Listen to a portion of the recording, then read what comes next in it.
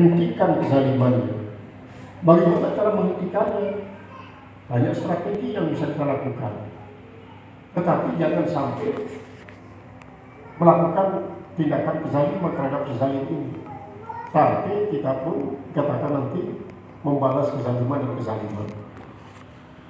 Maka dengan cara itu Allah Subhanahu wa taala akan melepaskan kita daripada kabar yang disebabkan oleh adanya orang zalim yang menyakiti. Fa in fa'alta ma iltazamta bihi min as-sabri, maka jika kau melakukan apa yang lazim dengannya daripada kesabaran wal ihtimal dan menanggung beban daripada apa yang ia sakiti pada bagi dirimu itu, asabaka sya'atas sabri, asabaka, Allah akan memberikan kau pahala ganjaran dengan kelapangan dada. Artinya tidak menjadikan dia sesuatu yang berat. Hatta ta'fuwa wa tasfaha, sehingga kau memaafkan dan memaafkan. Warubbama asabaka min nuri ridha, dan mungkin saja ia memberikan kau pahala, memberikan ganjaran daripada nur keridhaan. Ma tarhamu bihi man zalamaka, yaitu suatu perasaan yang kau menjadi kasih sayang, kasihan dengannya terhadap orang yang menzalimi engkau. Fatad'u lahu, maka kau doakan baginya. Kau doakan baginya. Dulu orang-orang tua kita mengajarkan kalau ada orang yang menzalimi engkau, maka doakanlah dia untuk mendapatkan keselamatan. Katanya, jangan kau doakan dia mendapatkan kecelakaan. Ada yang salah memahami makna daripada apa yang diajarkan oleh orang tua ini. Katanya kalau kita mintakan dia keselamatan, pasti dia celaka. Jadi salah kaprah. Kalau kita doakan dia celaka, pasti dia selamat, katanya. Sebenarnya itu salah kaprah. Sebenarnya memang benar bahwa doakan dia selamat supaya dia berhenti menjadi orang zalim. Sehingga doa semacam ini termasuk pertolongan kita terhadap zalim itu agar dia berhenti zalim. Kemudian yang kedua, dengan mendoakan dia selamat itu, jangan sampai nanti apa yang dia ambil dari kita dengan cara zalim itu membuat dia semakin bertambah zalim. Karena bisa saja begini, dia melakukan kezaliman itu karena memang secara wajar dia tidak bisa mendapatkan sesuatu untuk apa? Untuk memenuhi kehidupannya, atau untuk memenuhi mengatasi penyakit keluarganya, atau apa saja untuk memenuhi kebutuhan keluarganya, sehingga dia terpaksa melakukan hal itu. Pada zaman Khalifah Umar bin Khattab, ketika ada orang yang dilaporkan mencuri, dia tidak langsung merjem si pencuri itu atau mendera pencuri itu, tapi dia tanya. Apalagi sampai motong tangan, dia tanya dulu, kenapa kau mencuri? Kalau memang pencurian itu profesi atau mau adu kebalan, maka baru kan dipotong tangan. Tapi kalau dia mengatakan sangat terpaksa ya Amir Mukminin, ibunya istri saya di rumah, dia itu melahirkan, biaya kelahirannya sangat besar, maka saya coba berusaha dengan cara wajar tidak bisa saya dapatkan, terpaksa hal ini saya lakukan. Akhirnya apa? Kalau begitu saya kasih kamu ini uang untuk membiayai istrimu yang melahirkan atau biaya hidupmu. Kalau memang apa yang kau ambil itu masih tanpa malu-malu, harus kembalikan kepada pemiliknya. Ini saya berikan kepada kamu. Jangan lakukan lagi hal semacam itu. Kalau memang ini kamu sangat butuhkan, jangan malu laporkannya kepada para penguasa di tempat itu. Mungkin ada jalan keluar yang akan diberikan kepadamu. Jangan kamu menyelesaikan masalahmu sendiri dengan cara mencuri. Itu cara Umar bin Khattab, padahal kita tahu bahwa Umar bin Khattab itu sangat tegas. Tapi ketegasan itu betul-betul profesional, bukan emosional. Profesional. Kan jadi profesional yang rasional, bukan emosional. Itulah Umar bin Khattab. Ketika pada satu saat si penzina itu datang kepada Umar bin Khattab, mungkin kau sedang mengigau pada saat itu. Enggak, saya sadar melakukannya. Saya sadar. Kalau begitu, ingat-ingat saja lah dulu. Akhirnya dia pergi ke Abu Bakar Siddiq, juga dikatakan begitu. Dikatakan begitu oleh Abu Bakar Siddiq. Karena masih dia sangat-sangat profesional. Pada saat itu Rasulullah masih hidup. Akhirnya orang ini juga sampai kepada Rasulullah SAW. Dia tidak interogasi kenapa kamu melakukan ini dan ini, tapi dia katakan sudah kau wudu, sudah kau sholat, sudah ya Rasulullah. Maka kalau kau memang betul-betul melakukannya dan sadar akan hal itu dan tak ada orang satupun yang mengetahuinya, maka disitulah dia mengatakan innal hasanati yuzhibna sayyi'at. Sesungguhnya kebaikan itu akan menghapus dosa daripada kejahatan.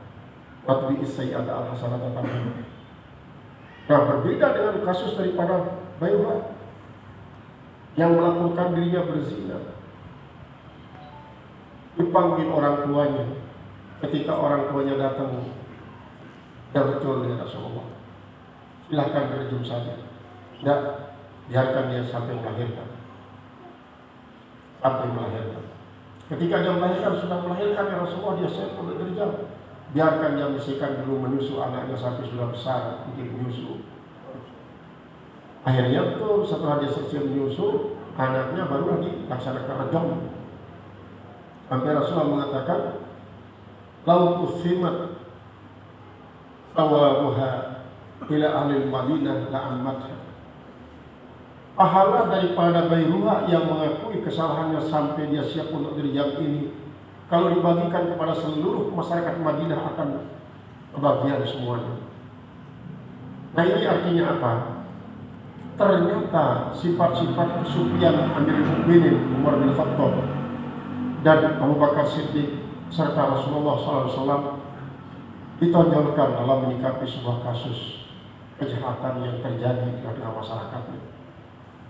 Dan yang namanya kejahatan ini tidak pernah berakhir kecuali kalau dunia ini kiamat. Sejak manusia pertama kali ada kan sudah mulai. Makanya orang-orang bilang yang namanya zina itu merupakan kakak daripada pernikahan. Pernikahan adalah modifikasi daripada zina.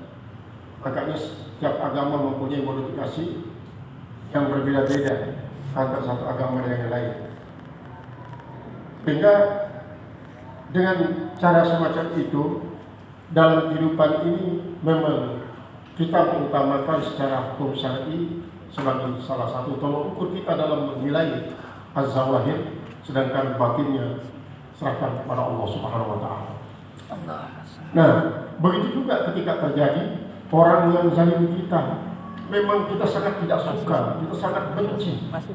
Tetapi jangan sampai hal itu membuat kita menambah kezaliman lagi pada diri kita daripada orang itu. Kemudian dengan demikian Allah Subhanahu wa taala akan memberikan kita perasaan yang lapang dan kita maafkan. Kemudian kadang-kadang dia memberikan kita nurul ridho, lalu menyebabkan kita menjadi kasihan kepada orang tersebut. Fatad'u lahu, maka kau akan doakan baginya, atujabu fihi da'watuka, maka diterima padanya permohonanmu. Wa ma ahsana zalika, alangkah indahnya, alangkah bagusnya yang itu. Iza rahimallahu bika min zulmika, apabila merahmati oleh Allah Subhanahu wa taala dengan engkau man zalamaka, apabila merahmati oleh Allah dengan engkau akan orang yang menzalimi engkau. Fatilka darajatus shaddiqin, maka itu merupakan derajat para siddiqin ar-ruhama yang betul-betul memiliki sifat kasih sayang. Ini banyak ya. Dulu kan pernah dikabarkan pada sekitar tahun 1970-an, Jenderal Muhammad Yusuf yang terkenal itu jadi Panglima Angkatan Senjata. Dan ternyata Jenderal Muhammad Yusuf ini pernah mendapatkan ilmu dari Tuan Guru Nas Glogor. Guru Nas itu termasuk seorang yang hawas. Nah, Jenderal Muhammad Yusuf ini ditabrak putranya oleh seorang supir bemo yang kota ini, dan sampai mati. Karena anak jenderal yang ditabrak, betapa takutnya si supir ini, takutnya betul. Tapi begitu berhadapan dengan Jenderal Muhammad Yusuf, justru di pesangon dia.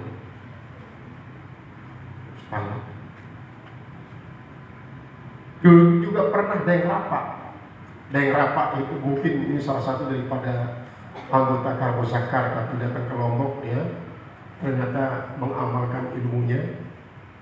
Pernah dia juga mengalami hal itu sampai anaknya mati. Mati anaknya. Tapi justru yang menabrak anaknya itu diberikan pesangon. Deng Rapa ini memang sangat warak menurut saya. Seandainya kalau ada orang yang membawa sesuatu buah, nangka misalnya, atau durian ke rumahnya, dan tidak ketahui siapa yang membawa, maka dipindahkan pun dari tempatnya itu si buah, sampai dia tumbuh menjadi bibit-bibit nangka atau bibit-bibit. Apalagi mau memakannya, itulah sisi-sisi kewaraan. Ini adalah merupakan suatu hal yang sangat patut kita jadikan satu waraan itu. Justru puasa adalah mengajarkan kita untuk hal itu. Nah, kemudian betapa banyak seperti yang dikisahkan dalam kisah Maulid misalnya, Harun Ar-Rasyid yang ditabrak anaknya sampai mati oleh seorang anak muda yang mengendarai kuda sampai anaknya mati. Itu kan dikisahkan di dalam termasuk di Adat Tolibin ada. Sampai dikatakan anak muda ini membawa sihir oleh Harun Ar-Rasyid. Ternyata memang dia punya upaya. Dia bernazar kalau nanti Amirul Mukminin tidak membalas saya dengan sebuah kisos, maka saya akan peringati Maulid Nabi Sallallahu Alaihi Wasallam. Akhirnya begitu sampai di sana, anak muda, sihir apa yang kau lakukan kepada saya sehingga kok yang tadinya saya ingin membunuh kamu sekarang kok justru saya kasihan? Tidak ada yang Amirul Mukminin, tidak ada. Cuma saya bernazar bahwa kalau Amirul Mukminin tidak mengkisos saya akan peringati Maulid Nabi. Oh, kalau begitu nih, 1.500 dinar digunakan untuk peringati Maulid Nabi. Kata daripada Harun Ar-Rasyid. Ini artinya apa? Ternyata orang-orang besar juga banyak yang diilhami oleh Allah Subhanahu wa taala tidak emosional dalam memberikan balasan terhadap kezaliman orang yang menzalimi dirinya. Nah, inilah yang ingin kita pelajari. Bagaimana caranya. Tidak bisa lain kecuali dengan riyadhah. Wa tawakkal 'ala Allah, dan berserah dirilah kepada Allah. Inna Allah yuhibbul mutawakkilin. Sungguhnya Allah sangat menyukai orang-orang yang berserah diri. Wa amma idza warada 'alaikal qabd, dan adapun apabila datang atas hukum al-qabd, kesengsaraan itu, kesulitan itu, walam ta'lam lahu sababan, lalu kau tidak mengetahui baginya akan suatu sebab, fal waktu waqtan, maka waktu itu ada dua waktu, lailun wa naharun, yaitu adalah malam dan siang. Al-qabdu, maka sifat kabat itu asbahu syai' bil laili, paling serupa sesuatu dengan sifat malam. Wal bastu asbahu syai' bin nahar, sedangkan sifat lapang itu paling serupa sesuatu dengan siang. Aida waradal qabdu bighairi sababin ta'lamuhu, maka apabila datang kabar dengan tidak ada sebab yang kau ketahui atau dengan sebab yang tidak kau ketahui, fal wajibu alaika as-sukun, maka wajib atas engkau bersifat tenang. Was-sukunu ala thalathati asya'a, dan ketenangan itu akan terbukti atas 3 sesuatu. Anil aqwal, daripada berkata-kata, misalnya begitu dia mengalami kesulitan terus dia bercerita. Diceritakan apa? Tadi malam saya tak bisa tidur karena apa? Terlalu banyak nyamuk di rumah. Kemudian ditimpali dengan usang dan panas, keringat dingin. Saya coba tidur di atas lantai juga tak bisa. Ini kan mulut. Wal harakat dan gerak, sikap. Artinya gerakan kita biasa-biasa saja lah, sehingga tidak ada orang yang mengatakan, kok bukan orang ini tidak begini, kalau kemarin tidak begini dia, dan sifat gerak-geriknya tidak begini dia. Itu adalah harakat. Pokoknya biasa saja lah. Misalnya kita biasa dalam berpenampilan, kalau berjalan ya tunduk, tidak celingok-celingok, tidak celingok-celingok. Tapi kalau dengan sebab adanya sesuatu itu, kita kadang-kadang bisa berubah sikap kita, gerak kita, yang mudah dibaca oleh para ahli psikologis misalnya. Wal iradah, dan keinginan kita. Artinya keinginan di sini tidak ada yang aneh-aneh lah. Tidak ada yang aneh-aneh keinginan kita dengan sebab banyak kesulitan itu. Artinya biasa-biasa saja.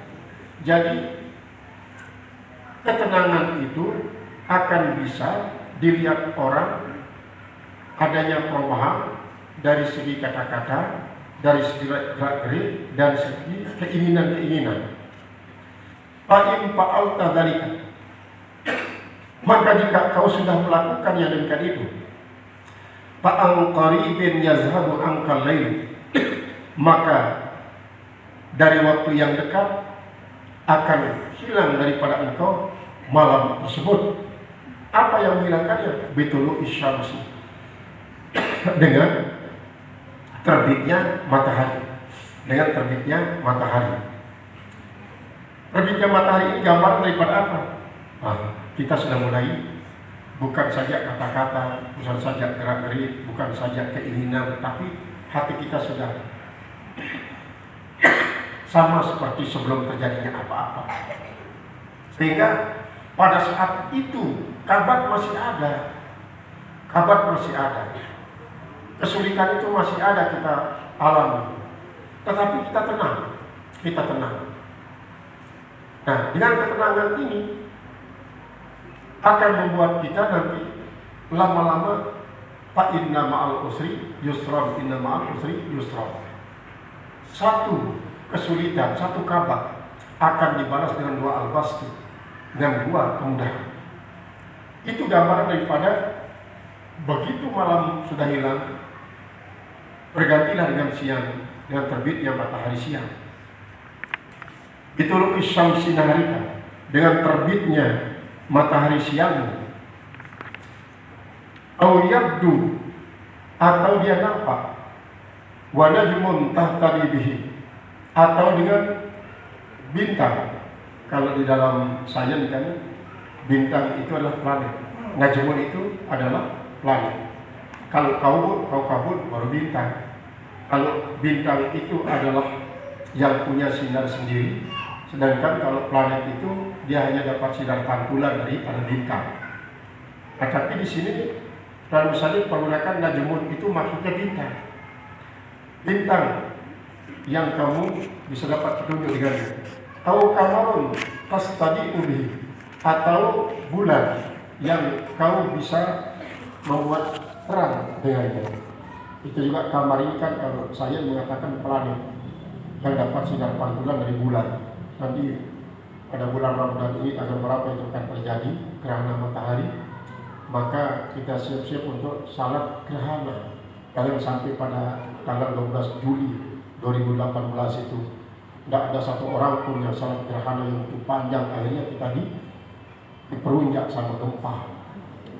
Memang habiskan lombok utara dari barat sampai timur, kan karena semua orang para menonton tidak ada satupun yang mengajak untuk salat sunat gerhana.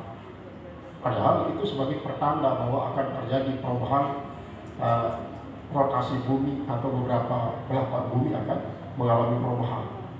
Nah, pada bulan Ramadan ini mungkin akan terjadi nanti gerhana matahari pada bulan tanggal berapa, coba dilihat di Google supaya jam berapa di mana tempatnya akan terjadi, berapa menit lamanya, agar kita kembali kepada sunnah Rasulullah yang menyikapi semua gerhana itu.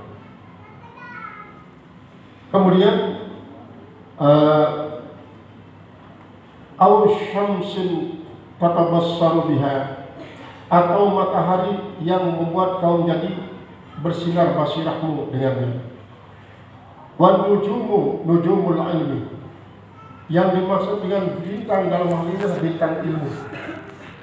Wal kamaru kamarut tauhid, sedangkan bulan adalah bulan tauhid. Wasyamsu syamsul ma'rifat, sedangkan samsu maksudnya samsul ma'rifat. Itu adalah yang dipergunakan untuk mengatasi kabadu ini. Jadi dengan demikian kita bisa menggunakan dimensi apa yang ada pada diri kita. Dimensi intelektual kita, kemudian dimensi spiritual kita, dan dimensi ritual kita dalam menghadapi kabadu ini. 3 dimensi yang ada ini harus kita manfaatkan. Pertama, dimensi intelektual kita harus bangkit untuk mencari pertama kira-kira apa penyebabnya. Satu, kita tahu. Yang kedua, kita harus tahu jalan keluarnya. Nah, satu itu adalah dimensi spiritual, yaitu akidah, berarti akidah kita. Dan ritual ini adalah seperti tadi, kita baca wirid-wirid yang termasuk untuk bisa membuat kita menjadi tenang. Jadi 3 dimensi yang ada pada diri kita itu harus kita fungsikan pada saat terjadi kafat dengan 3 sebab tadi itu. Hingga di sini puncaknya samsul ma'rifat, matahari daripada ma'rifat. Wa in taharrakta fi zulmati lailika, dan jika kau bergerak pada gelapan malammu, akan lama taslamu minal halaki, maka sedikit sekali harapan bagi engkau bisa selamat daripada kebinasaan. Karena apa? Kita bagikan kan mau ngamuk di malam gelap gulita, kecuali kalau kita menjadi pewaris daripada si buta dari gua hantu. Mau ngamuk jurus apapun bisa. Itu yang profesional dengan menggunakan perasaan. Tapi kalau kita ngamuk, mata kita tertutup atau gelap karena tidak ada sinar terang benar, mungkin saja nanti kita yang celaka. Itu ibarat daripada apa? Pada saat kita sedang panik disebabkan oleh kesulitan itu kan ya oleh orang tua kita mengatakan apa? Merombok dari tebangu, artinya baik. Merombok dari tebangu artinya apa? Dia adalah menyuruh kita untuk jangan sampai melakukan tindakan-tindakan yang menambah masalah, yang membuat semakin parahnya apa yang kita sedang rasakan ini. Padahal kita menginginkan supaya tenang. Wa'tabir bi qaulihi ta'ala, ngambil pelajaran engkau dengan firman Allah Ta'ala. Wa min rahmatihi ja'ala lakumul laila wan nahara litaskunu fihi. Wa min rahmatihi, dari antara bukti kasih sayang Allah, ja'ala lakumul laila, Allah menjadikan bagi kalian akan malam, wan nahara, dan menjadikan buat kalian akan siang, litaskunu fihi, agar kalian tenang pada waktu malam hari itu. Walitabtagu min fadlihi, dan agar kau mencari dari karunia-Nya pada siang hari. Wala'allakum tashkurun, agar kalian berterima kasih. Kalau pada makalah atau hikmah sebelumnya diibaratkan bahwa malam itu perlu ada, siang itu perlu ada. Malam ada supaya kita bisa melatih diri beribadah tanpa dilihat oleh orang, sehingga kita terhindar daripada riya. Bukan gelapnya tidak ada yang bisa melihat kita membuat kita semakin menjadi-jadi melakukan perbuatan maksiat. Kemudian siang diadakan oleh Allah supaya kita sadar kalau kita melakukan perbuatan jahat di siang hari banyak mata-mata yang melihat kita, sehingga dengan pengawasan dari mata-mata manusia itu kita berpikir 1000 kali untuk melakukan perbuatan kejahatan. Itu dikatakan pada hikmah sebelumnya, sehingga itu semuanya malam dan siang ini bisa menjadi suatu tafsir dalam kehidupan kita yang kita jadikan sebagai suatu pelajaran. Nah, kalau di sini dikatakan bahwa seperti mana zahirnya ayat ini adalah kalau malam di dalam ayat lain wa ja'alna laila subata wa nahara ma'isha, itu semuanya merupakan manfaat-manfaat waktu yang dijadikan oleh Allah Subhanahu wa taala. Tetapi di sini dijadikan sebagai suatu tafsir. Maka malam itu bagikan saat-saat kita mengalami akan kesulitan, sedangkan siang-siang itulah saat-saat kita mengalami akan kemudahan-kemudahan. Sehingga bagaimana cara kita untuk tidak celaka dengan sebab malam gelap gulita dan juga tidak celaka disebabkan oleh matahari yang terang benderang, maka sifat ubudiyah adalah merupakan kuncinya. Sifat kehambaan kepada Allah itu merupakan kunci daripada keselamatan yang harus kita raih. Qala al-mufassir rahimahullahu ta'ala, fahadha hukmul ubudiyyah, maka ini adalah merupakan hukum ubudiyah. Fil qabdataini, pada dua qabdu itu jami'an semuanya. Wa amma man kana waqtuhul basta, dan adapun orang-orang yang ada waktunya itu mengalami akan kemudahan, fala yahlu, maka tidaklah sunyi, min ayya'lama lahu sababan, daripada bahwa dia mengetahui sebab. Awal tidak diketahui. Jadi maksudnya kalau sebab daripada kabdu itu kita sudah dikasih tahu tadi ada 3 sebabnya. Pertama dengan sebab dosa, yang kedua dengan sebab kehilangan dunia atau berkurangnya dunia, yang ketiga dengan sebab ada orang yang menzalim kita. Nah sekarang apa yang menyebabkan kita mendapatkan al-bastu? 3 juga katanya. Al-awwalu ziyadatul fitrah.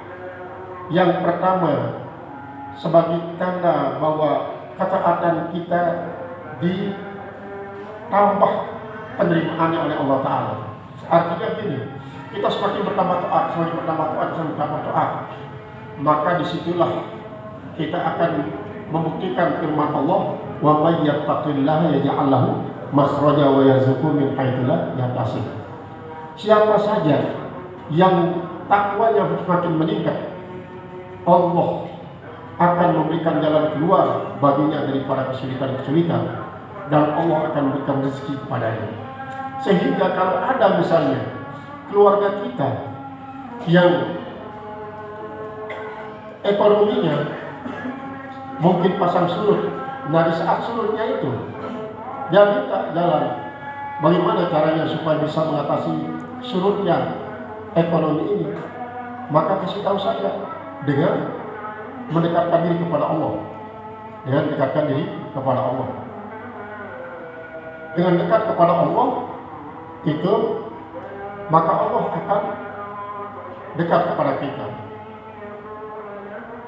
Itu dikatakan oleh Allah Subhanahu wa taala dalam sebuah hadis qudsi, "Iza taqarraba ila abdi shibran taqarrabtu ilaihi ba'an, wa idza taqarraba ilaihi abdi ba'an taqarrabtu ilaihi zira'an, taqarraba ilaihi zira'an, wa idza taqarraba ilaihi abdi zira'an taqarrabtu ilaihi ba'an, wa idza taqarraba ilaihi abdi masyan taqarrabtu ilaihi harwalatan." Kalau hamba itu datang kepada saya, dekat kepada saya 1 jengkal, maka saya dekati dia dengan 1 hasta. Kalau hamba itu dekat kepada saya dengan 1 hasta, saya akan dekat kepadanya dengan 1 depan. Apabila hamba itu dekat kepada saya dengan cara berjalan kaki, saya akan sambut kedatangannya dengan cara berlari-lari. Itu Allah selalu akan berikan kebaikan kepada kita. Nah, dengan cara meyakinkan dia seperti ini, maka yang kedua adalah pokoknya ikhlas, dekatkan diri kepada Allah. Jangan ingin lepas daripada kesulitan. Karena kalau dekat kepada Allah, ingin lepas daripada kesulitan, berarti itu tidak ikhlas.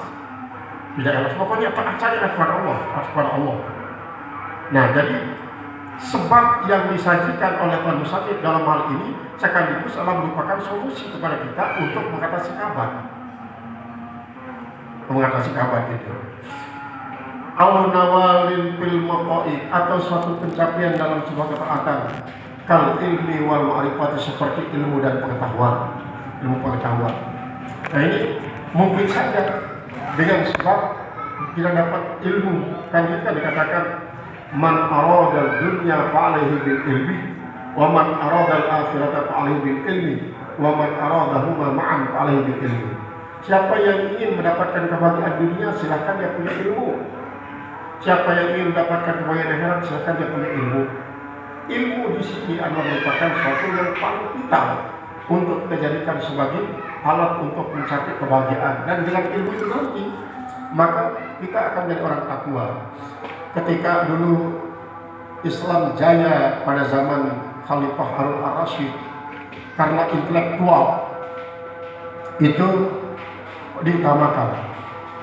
Di Baghdad, baik hikmah itu kitab-kitabnya sampai jutaan yang berkaitan dengan sains, sehingga sains pada waktu itu betul-betul dikuasai oleh umat Islam.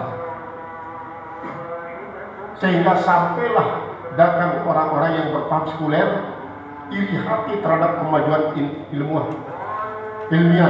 ilmuwan yang dicapai oleh orang-orang Islam pada waktu itu, yang mempengaruhi akhirnya dibakar Baitul Hikmah. Baitul Hikmah ini terus berganti terus, Baitul Ilmi, sampai berapa kitab-kitab yang penting dibakar, diambil oleh mereka yang penting. Kemudian ada juga kitab-kitab itu dipergunakan untuk menjadi mengempel sungai, lalu dijadikan sebagai jembatan jalan mereka lalu lintas, membawa barang-barang dagangannya, membawa babi, membawa anjing, daging babi dari anjing di atas kitab itu, sebagai ekspresi daripada iri hatinya mereka. Sehingga pada waktu itu muncullah para orang-orang liberal. Orang liberal inilah yang mempengaruhi umat. Ini ilmu agama, ilmu umum. Kalau kau ingin selamat di dunia, silahkan pelajari ilmu. Kalau kau ingin selamat akhirat, pelajari agama. Terpecahlah antara kaum liberalisme dan kaum agamawan. Akhirnya itu yang menyebabkan terjadinya terus berseteru. Akhirnya banyak orang-orang pada waktu itu yang meninggalkan intelektual menuju kepada spiritual. Nah, spiritual yang dianut oleh mereka itu juga sifatnya ritual, hanya ritual belaka. Padahal Nabi kita mengajarkan bergabungan antara intelektual, spiritual dan ritual ini tidak boleh dipisahkan kalau ingin mendapatkan bahagia dunia dan akhirat. Sehingga dengan cara itulah kita untuk bisa mengatasi apa yang kita rasakan daripada kabar. Kemudian apa yang menjadi sebab daripada bastu ini sekaligus merupakan juga jalan keluar daripada kabar itu sendiri. Wasababusani, dan sebab yang kedua daripada bastu itu kita mendapat kemudahan itu apa? Ziyadatun min dunya bikasbin au karamatin au hibatin au silatin. Jadi yang kedua, sebab kita mendapatkan bastu itu adalah adanya tambahan daripada dunia. Ada tambahan dunia kita. Misalnya perekonomian kita meningkat. Dan tadinya kita hanya pas-pasan untuk dapat sehari, untuk jadi bekal sehari. Tapi sekarang sudah dapat nabung. Ada kelebihan. Apa yang kita inginkan bisa kita dapatkan. Itu menyebabkan kita merasa lapar, merasa bahagia, merasa senang, merasa suka. Ini sebabnya. Salah satunya adalah dengan sebab apa yang kita butuhkan kita dapatkan dengan cara mudah. Karena apa yang kita akan butuhkan itu sudah kita siapkan, sudah ada, tanpa lelah kita mencarinya. Ini sebab kedua daripada wastu. Kemudian wasababut tsalits, sebab yang ketiga. Sebab yang ketiga bil madhi wat tana'i, dengan sebab al madhu wasana. Al madhu ini lebih khusus daripada asana. Kalau al madhu itu adalah termasuk dia juz'i daripada sana. Makanya ketika kita diajar definisi daripada alhamdu, maka sana ini merupakan kalimat yang pertama, sehingga sana itu jenis. As-sana'u bil jamili alal mun'imi, yaitu pujian dengan bagus terhadap orang yang memberikan nikmat, itulah syukur, itulah alhamdu. Ala husni, atas kebaikan. Nah, sana jadi memuji yang sifatnya madhu itu adalah dengan sebab kita memberikan sesuatu kepada orang karena kita berbuat baik kepadanya. Yang kedua, pujian yang memang kita tidak pernah memberikan apa-apa kepada yang memuji itu, tapi dia memuji kita karena memang pada diri kita ada sifat-sifat yang pantas dipuji. Itulah sana. Itulah sana. Nah, baik kita dipuji dengan sebab kita memberi, atau kita dipuji karena memang ada sifat-sifat yang pantas diberikan pujian pada diri kita, itu kadang-kadang membuat kita menjadi bahagia. Kalau perasaan bahagia ini lahir dengan sebab pujian semacam itu, hati-hati. Ini akan membuat kita menjadi ujub. Akan membuat kita menjadi ujub. Kalau terjadi pujian semacam itu, katakan saja alhamdulillah, segala puji itu milik Allah. Saya tidak patut dipuji. Lalu kenapa orang puji kita? Karena Allah menutupi aib kita. Dia puji kita menjadi orang yang taat beribadah karena dia tidak tahu bahwa kita memiliki sifat malas dalam beribadah. Yang dilihat adalah ketaatan kita. Dia puji keilmuan kita karena dia tidak tahu bahwa kita juga mempunyai banyak yang kebodohan pada diri kita. Tapi ditutupi oleh Allah, diperlihatkan oleh Allah hanya keilmuan kita, ketaatan kita. Dia puji kita menjadi orang tampan, orang cantik karena dia tidak tahu bahwa kita sebenarnya punya kejelekan yang banyak. Tapi kejelekan kita ditutup oleh Allah. Maka oleh sebab itu yang pantas dipuji adalah Allah. Alhamdulillah, segala puji milik Allah. Jangan sampai masuk sedikit pun di dalam hati kita pujian itu yang membuat kita menjadi ujub.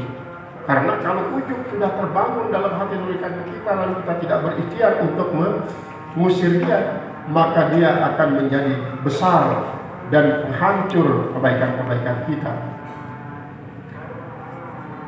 Wa iqbaluhum alaika, dan menghadapnya mereka itu atas engkau, bitalabid doa minka, dengan mintanya doa dari kita. Ini dia minta sedikit-sedikit, kadang-kadang pokoknya ya, banyak orang yang dipuji oleh Allah Subhanahu wa Ta'ala. Sedikit-sedikit minta doa. Karena apa? Karena saya sedang begini, minta doa.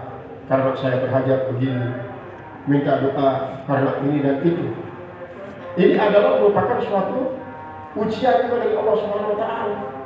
Kalau misalnya begini, selalu dia, apa yang dia minta dari kita berupa petunjuk itu menyebabkan orang itu sukses, lama-lama dia akan mempertuhankan diri. Artinya apa? Paling tidak mengatakan saya dianggap orang yang dekat oleh Allah,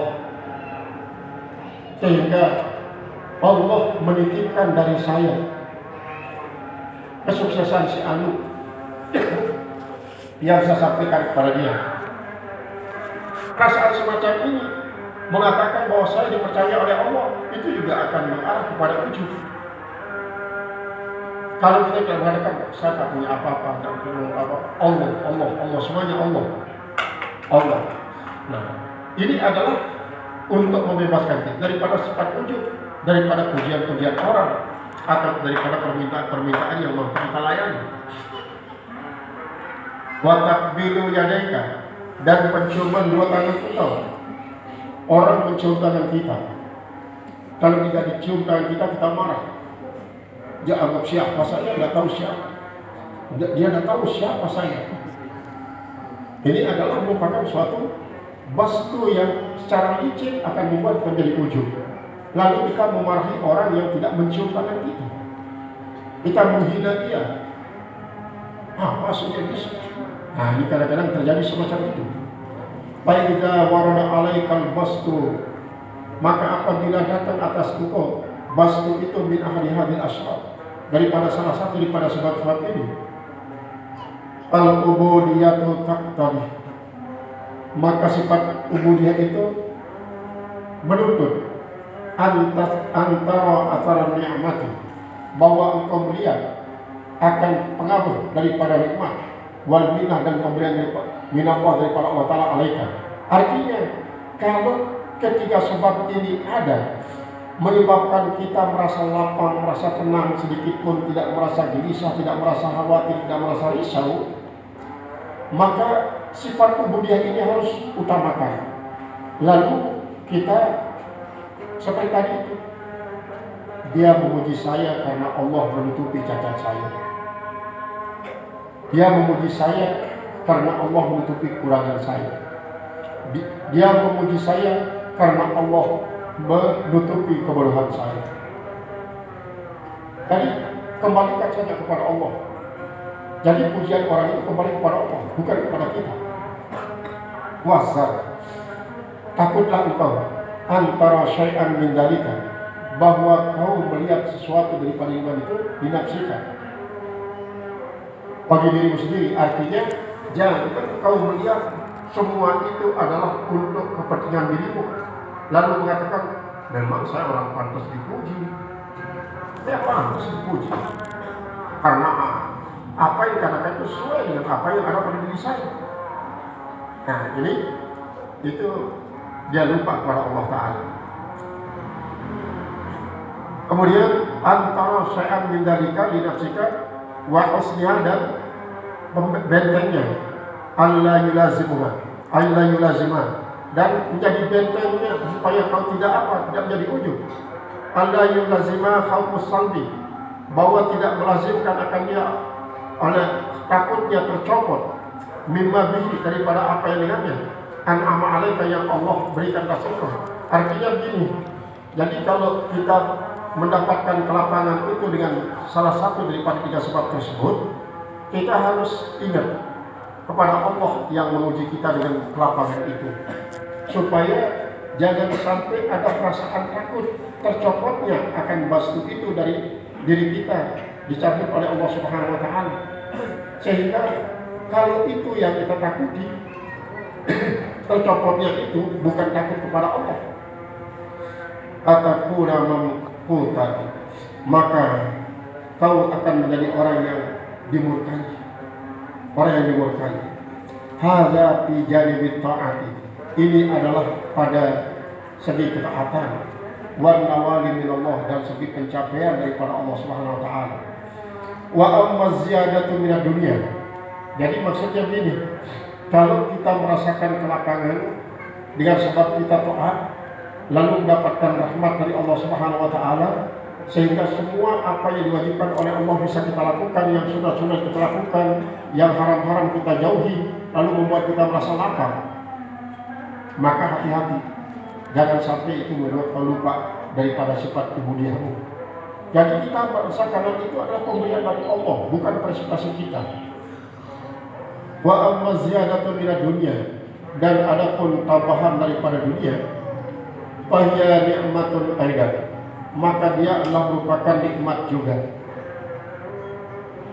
Al-ula seperti yang pertama, wa khaf mimma batana min afatiha, dan takutlah kau daripada yang tidak kelihatan, daripada penyakitnya. Artinya Kan jangan sampai kita dikatakan dengan orang-orang yang hubbul mal. Hubbul mal ini ciri-cirinya bagaimana? Dia mendapatkan itu harta tanpa dipeduli. Seperti prinsip ekonomi. Ekonomi itu mengatakan apa? Ekonomi itu membatalkan segala hukum.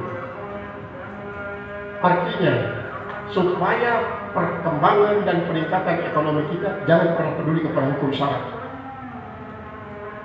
Jangan peduli terhadap namanya riba. Jangan peduli yang namanya syubhat. Jangan peduli kepada yang namanya yang larang-larangan itulah. Jangan usah peduli. Itu kata ekonom sosialis dan kapitalis. Berbeda dengan ekonom Islam. Kalau ekonomi Islam itu sangat hati-hati. Kita berpikir 1000 kali, apakah cara yang saya lakukan untuk mendapatkan harta ini diridai oleh Allah atau tidak? Lalu setelah kita dapatkan, kita akan pergunakan untuk apa? Apa yang diberikan oleh Allah sebagai amanah ini? Jadi berbeda sekali dengan prinsip para ekonom kapitalis maupun sosialis. Nah ini yang dianggap oleh orang sekarang sehingga bersifat hedonisme dan bersifat yang namanya mudahana itu, yaitu yang takut mati, yaitu dia hubbud dunia wa tahliyatul maut. Dia cinta pada dunia tapi takut pada kematian. Disebabkan oleh apa? Karena dia anggap bahwa dia bersusah payah mencari harta ini, membanting pulang dari pagi sampai sore, malam pun kadang-kadang tidak tidur, sehingga dia dapatkan harta itu. Maka dia anggap bahwa ini adalah prestasinya sendiri. Sedikit pun dia tidak pernah ingat kepada Allah. Kadang-kadang dia berpikir apa? Kalau semua harta itu diberikan oleh Allah, bagaimanapun caranya Allah itu bebas. Kalau kita hanya menerima saja, itu kita mereka. Akidahnya justru terbalik. Sehingga apa? Bagaimanapun caranya itu merupakan cara dari Allah. Mau dari mencuri, merampas, dari riba, syubhat, itu kan cara yang diberikan oleh Allah. Kata mereka, akidahnya terbalik. Sehingga tidak ada namanya redha terhadap qada dan qadar, tetapi semua diridai tanpa benar ada hukum syarat halal haram. Dia kadang-kadang pada haram pun dia reda. Dia reda kepada riba, dia reda kepada pencurian, dia reda kepada perzinahan, dia reda kepada perampokan, perampasan, penipuan, pencopetan dan segala, dia reda. Memang itu adalah merupakan iradah Allah, tapi tidak boleh reda kepada yang ini. Kalau iradah Allah itu merupakan iradah, wajib kita reda kepada iradah Allah. Tapi tidak boleh reda kepada yang haram. Jadi banyak orang yang terbalik akidahnya dan perkataan seperti tadi itu. Ini kan semua harta datangnya dari Allah, dia berikan kepada hambanya. Bagaimanapun cara itu semua cara yang diberikan oleh Allah, tanpa membedakan antara yang halal dan haram. Ini adalah suatu kabar yang akan mempersulit kehidupan di akhirat. Itulah orang-orang yang sa'idun di dunia wa syaqiyun bil akhirah. Yaitu orang yang bahagia di dunia dan dia celaka di akhirat. Jadi dia harus hati-hati daripada penyakit harta ini. Wa amma madhun nasi, dan adapun pujian orang laka bagi engkau, wa tana'uhum, dan pujian mereka atas engkau, walaupun kau tidak pernah memberikan sesuatu atas mereka, alaika atas engkau, fal ubudiyatu, maka sifat ubudiyah itu taqtadi syukran ni'mati, yaitu menuntut akan syukur nikmat. Di dalam hikmah-hikmah berikutnya nanti ada pembagian syukur itu. Ada orang yang bersyukur kepada nikmat itu saja, tidak peduli kepada orang yang memberikan nikmat. Ada orang yang bersyukur kepada nikmat dan kepada yang memberi nikmat. Kemudian ada orang yang bersyukur bukan hanya kepada nikmat, tapi dia hanya bersyukur kepada orang yang memberikan nikmat. Karena apa? Apa yang diberikan berupa yang kelihatan itu hanya sifatnya majazi, sedangkan yang hakiki hanyalah Allah. Maka istilah al-ubudiyah, syukur nikmat. bima satarahu alaika, dengan apa yang ia tutup atas engkau. Seperti tadi, dia memuji kita kan, dia melihat zahir kita, dia tidak pernah melihat kekurangan kita, karena kekurangan kita ditutup oleh Allah. Allah sengaja memperlihatkan kebaikan-kebaikan kita saja, dia tutupi kekurangan kita, sehingga manusia hanya mengetahui kebaikan kita saja, tidak mau melihat kekurangan kita. Maka kita bersyukur kepada Allah ketika kita memuji, maka kembalikanlah pujian itu kepada Allah. Takhaf minallah, takutlah kepada Allah. Takhaf minallah ta'ala, takutlah kepada Allah ta'ala. Ayyuzhira zarratan mimma batana, bahwa ia menampakkan sekecil zarah saja daripada apa yang ia tutupi minka daripada engkau. Ayam kutuka akraban nasi, maka akan membuat kau dimarahi oleh orang yang paling dekat manusia. Ayam kutuka akraban nasi, maka akan memarahi kau oleh orang yang paling dekat manusia pada dirimu. Artinya kalau sudah kelihatan, diperlihatkan cacat kita oleh Allah, siapa yang paling dekat kepada kita, paling benci kepada kita? Dia yang paling benci kepada kita, karena dia yang paling tahu, paling benci kepada kita, karena Allah memperlihatkan kepada dia. Nanti sebesar apa kebenciannya kepada kita, yaitu akan bergantung kepada sebesar apa mereka melihat cacatnya kita. Sehingga itulah sebabnya maka kita tidak boleh berbangga hati ketika ada orang yang memuji kita, karena sesungguhnya Allah menutupi kekurangan-kekurangan, kejelekan-kejelekan, kelemahan-kelemahan dan kejahatan-kejahatan kita, sehingga orang memuji. Qala al-mufassir Allah Ta'ala, fahadhi adabul qabdi wal basti, maka inilah adab, sikap daripada orang yang mengalami qabat dan basti. Fil ubudiyati, pada sifat ubudiyah. Wa ammal bastul ladzi la ta'lamu lahu sababan, dan adapun akan bastu yang tidak kau ketahui baginya satu sebab, tahaqqul ubudiyati bihi tarkul mas'uli, maka hak, artinya kebenaran sifat ubudiyah kita padanya meninggalkan akan ditanya, wal idlali, dan mencari dalil. Artinya kita bertanya-tanya mungkin secara langsung, atau mungkin mencari tanda-tanda dengan cara langsung atau tidak langsung. Misalnya begini, misalnya sebenarnya kita sendiri yang berkepentingan untuk mendapatkan penjelasan jawaban daripada orang, tapi kita kadang-kadang tidak langsung mengatakan itu adalah permasalahan kita. Kita mengatakan apa? Ada ini salah seorang masyarakat yang gini. Terus gimana ya jalan keluarnya? Maka orang tempatnya bertanya itu kadang-kadang dia arif atau kadang-kadang tidak arif. Kalau dia arif, dia akan memberikan jalan keluar secara bijak. Katakan saja kepada keluarga itu siapa yang begini. Atau kalau dia tidak arif, maka itu masalah yang dulu saya hadapi, ternyata jalan keluarnya begini dengan cara yang salah. Dia tidak langsung bahwa yang dia tanyakan adalah permasalahan yang terjadi pada dirinya sendiri, tapi dia tanyakan orang lain. Atau secara langsung dia kadang-kadang mengatakan apa? Mohon maaf, jangan dibuka, diceritakan pada siapapun ya. Ini hanya Anda yang saya tanya, karena ini merupakan permasalahan yang paling pribadi pada diri saya. Kalau memang orang bijak tempatnya mencari solusi, dia akan memberikan jawaban secara bijak. Tapi kalau orang jahat, justru semakin dirumuskan.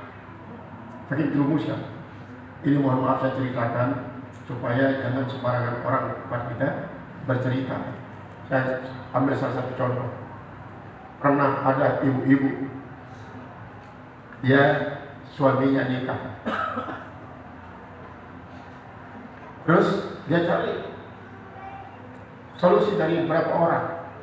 Akhirnya begitu dia datang, barulah dia terbuka. Ada, saya ceritakan teman saya, teman saya ibu-ibu, dia mengalami seperti saya juga. Ya sarankan saya pergi ke Senggigi cari pemuda. Untuk apa cari pemuda? Pokoknya saya bayar sudah pemuda itu jadi golok. Nah ini adalah salah alamat ibu bercerita. Salah alamat ibu bercerita, makanya jangan. untung saya masih bisa mengendalikan diri katanya. Untung ada anak saya yang selalu mendampingi saya. Kalau tidak, saya ikuti pendapat orang itu. Karena pada saat itu saya nekat, saya apapun yang terjadi saya tidak peduli katanya. Pada saat itulah yang namanya as-sadmatul ula. Sadmatul ula itulah tabrakan pertama ketika kita mengalami suatu musibah dikasih oleh orang, kita panik langsung. Emosi kita lebih menonjol daripada rasio kita. Apapun kita sanggup melakukannya demi terlepaskan daripada permasalahan itu menurut anggapan kita, padahal kadang-kadang itu akan menambah masalah. Nah, oleh sebab itu ketika terjadi hal tersebut lebih baik kembali kepada Allah. Kembali kepada Allah Subhanahu wa taala. Dekatkan diri kepada Allah. Selesaikan permasalahan yang tersejahtera. Baca apapun yang bisa kita baca. Sehingga demikian Allah akan memberikan jalan keluarnya. Allah mengatakan, ternyata hamba saya ini reda terhadap apa saya uji. Kalau begitu coba saya uji dengan yang lain. Sampai betul-betul Allah mengatakan kita ini, wah sudah, berarti hamba saya ini betul-betul orang yang tahan uji. Tinggal sekarang saya naikkan makomnya dari makam arifin. Nah, itulah yang dijalani oleh para sufi. Kemudian washolati ala nisa'i, dan ini merupakan suatu kadang-kadang satu serangan ini ke atas perempuan katanya.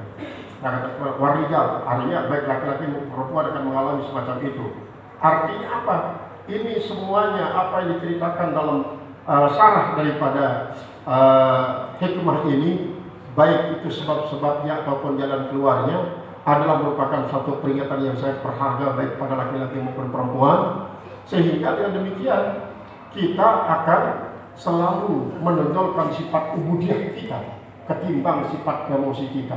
Ini sifat emosi ini, ya, sifat emosi itu dia akan bisa berupa sifat rububiyah, keangkuhan, kesombongan, ataupun sifat subudiyah, keangkuhan itu yang membuat kita menjadi marah, sifat binatang buas, ataupun sifat syaitaniyah, sifat syaitaniyah itu yang selalu menggeret kita untuk berbuat jahat, ataupun yang tepat adalah sifat bahimiyah, yang selalu menjalankan hawa nafsunya, tidak pernah menggunakan otak karena memang tidak pernah punya pikiran. Itu sih bahimiyah, binatang ternak. Oleh sebab itu di sini dikatakan Allahumma, doanya, wahai Tuhanku, illa antakula sallim ilal mamati, sallim ilal mamati. Dengan kata salam itu ya, kata salam. Makanya diajar kita oleh Allah Ta'ala, Allahumma anta salam wa minka salam wa ilaika ya'udus salam wa ila rabbina bisalam ila jannah madinah darussalam tabarak alaihi ya zal jalal ikram. Ya salam itu banyak-banyak mengucapkan assalam. Maka ini dikatakan sebagai penutup sholat, karena salam ini nama Allah kan. Assalam ya Quran, salam ya Rasulullah. Allah yang bernama salam itu menyampaikan salam kepada engkau ya Rasulullah. Jadi salam dijadikan sebagai penutup sholat, assalam, supaya kita nadkhulul jannata bisalam.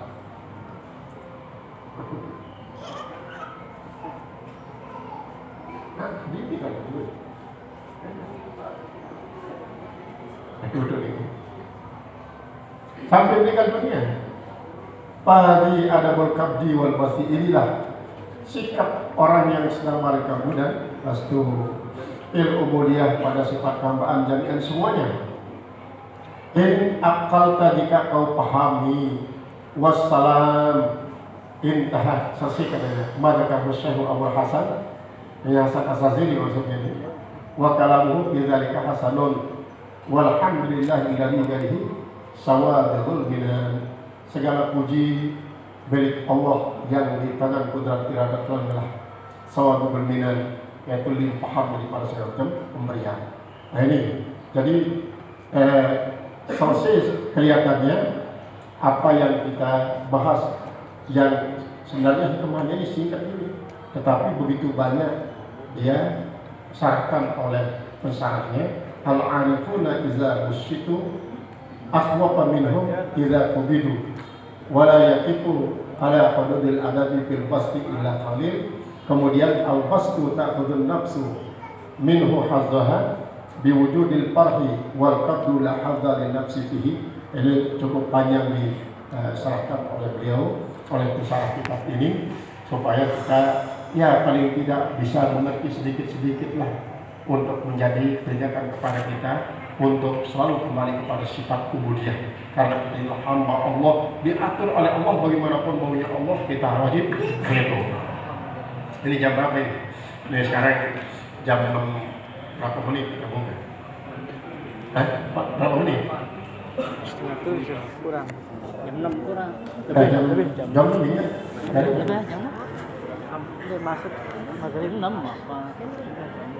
Kalau begitu kita baca Al-Musabbatul Asriyah.